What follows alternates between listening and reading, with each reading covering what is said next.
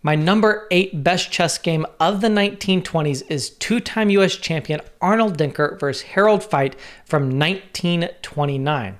At the time that this game was played, Denker was just 15 years old, which makes sense because this is a scholastic chess tournament. I feel like it must be one of the earliest scholastic chess tournaments in the United States and very possibly anywhere. It was actually the New York City Scholastic Team Championship. Now, Denker actually was an institution in American chess, and particularly in scholastic chess in the United States. For example, the Denker Tournament of High School Champions, High School State Champions, bears his name. It is his brainchild, and it is a tournament that I played in twice representing South Carolina, and I have nothing but incredible memories of that event and the organization. Now, why have I selected this game? I hope that the ideas that you'll see will give some indication instead of a Capablanca or a Lasker game. And of course, we're going to see games from these players elsewhere in this list. Well, for me and for Denker, what really matters is the quality of the ideas and not so much who is playing them. And in Denker's Memorial in Chess Life in 2005, that's one of the comments to this game. Denker considered this his finest game, a game featuring purity and clarity. The fact that his opponent was not a famous chess player, and he played many famous chess players, was not so important. What matters is that this game features magical, beautiful ideas. I feel the same. Anytime Magnus Carlsen or Hikaru Nakamura sits down at the chessboard, there is the potential for magic, and of course, they've created many brilliancies. But I also feel that anytime anyone sits down at the chessboard, you and me as well, and Denker at the age of 15 in 1929, there is also the potential for magic. Denker opens the game here with pawn to d4. Now, honestly, I already find this kind of surprising because this is scholastic chess in 1929, and Denker is an incredibly aggressive player. I would have really expected pawn to e4. But d4 it is, and now further original territory, pawn to f5, the Dutch defense. We get knight f3, pawn to e6, g3, and b6, a dubious move, and Denker explains why the move is dubious. This is a strategic blunder as the bishop can be bottled up by white's subsequent d5, and black's e6 will become very weak as soon as he advances his queen pawn. So all of that is going to come true, and we see bishop g2, bishop to b7, castles, knight f6, c4, bishop to e7, knight c3, d6, and now d5. An excellent move. After d5, Denker further comments, if pawn takes d5, then knight to d4, with overwhelming positional superiority for white. The first indication that all is not well with the position of black's queen's bishop. After d5, we see pawn to e5, knight g5 pointing at the e6 square, a big problem square, and bishop to c8. Denker says this is forced. Black cannot allow white to execute his threat of knight e6 winning a pawn. Thus, black has been compelled to admit that his fianchetto was a mistake. Denker continues with pawn to e4, saying, opening up important lines. Black cannot reply with h6 because of knight e6, and then bishop takes, and pawn takes e4, knight takes e4, threatening knight takes f6 check, followed by queen to h5 check with mate, also followed by capturing the rook on a8.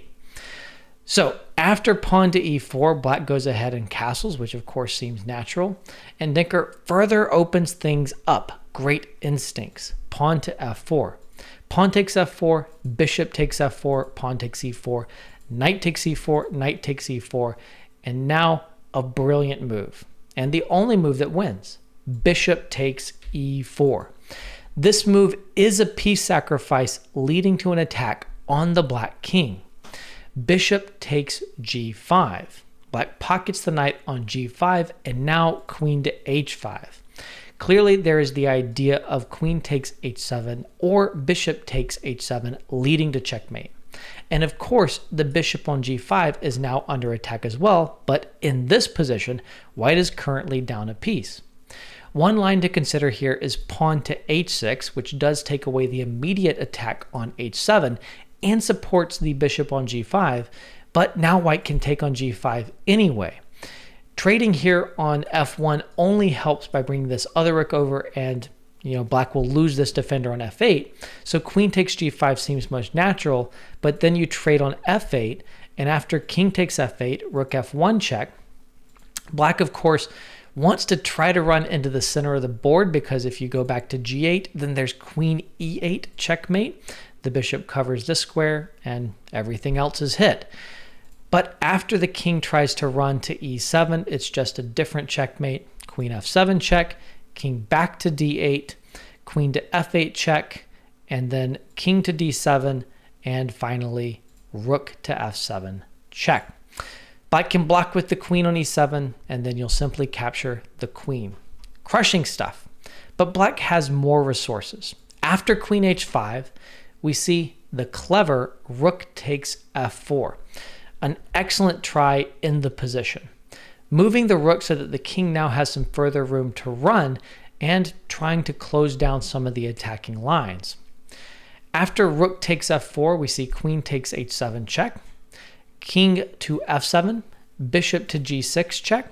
The king is going to try to hold on to the pawn here on g7, so king f6. Now rook takes f4 check, and bishop takes f4.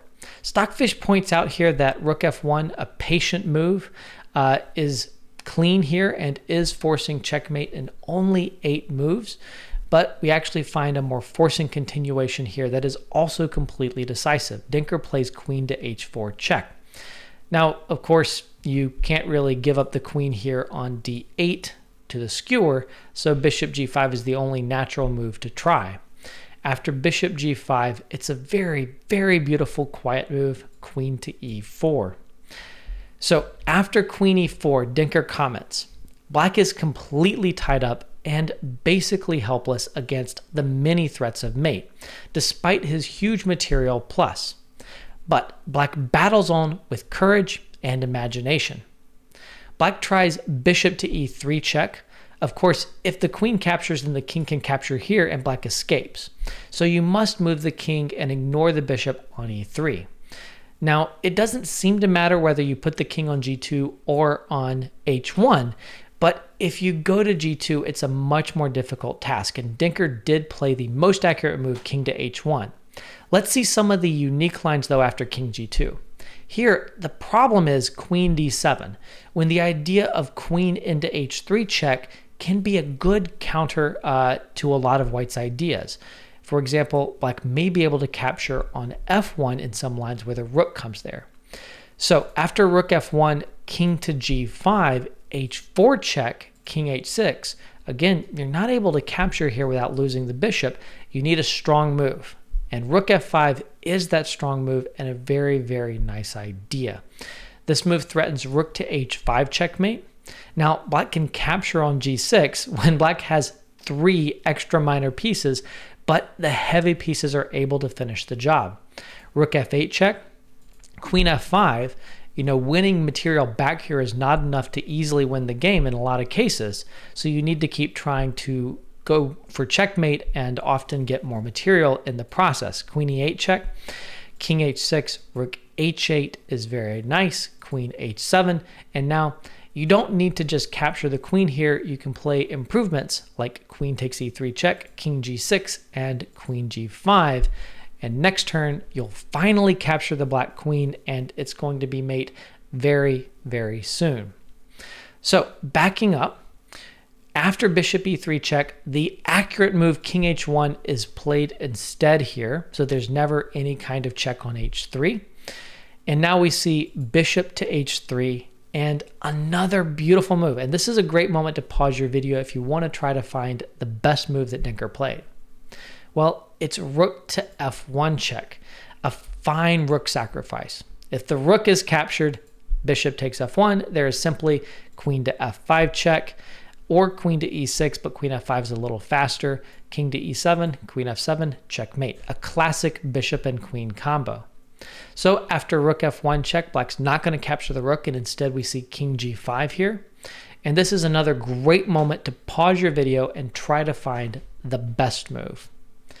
Well, the move played is bishop h7, another brilliant move right here.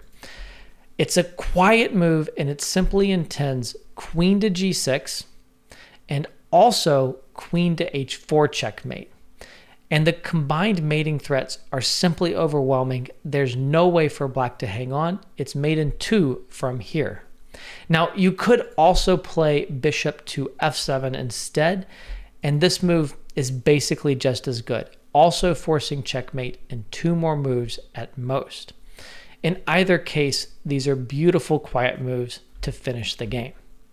About this game, Denker concluded, black is helpless against the problem-like threats of queen h4 mate and queen g6 mate.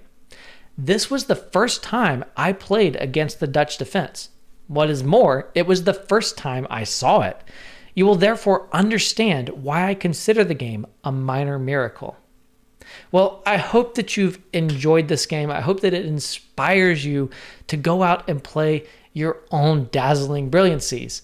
Of course, a game like this, with obviously a tremendously talented player like Denker, reminds us, though, that you don't have to be a world champion to play a brilliant game. You just have to get in there and do your best.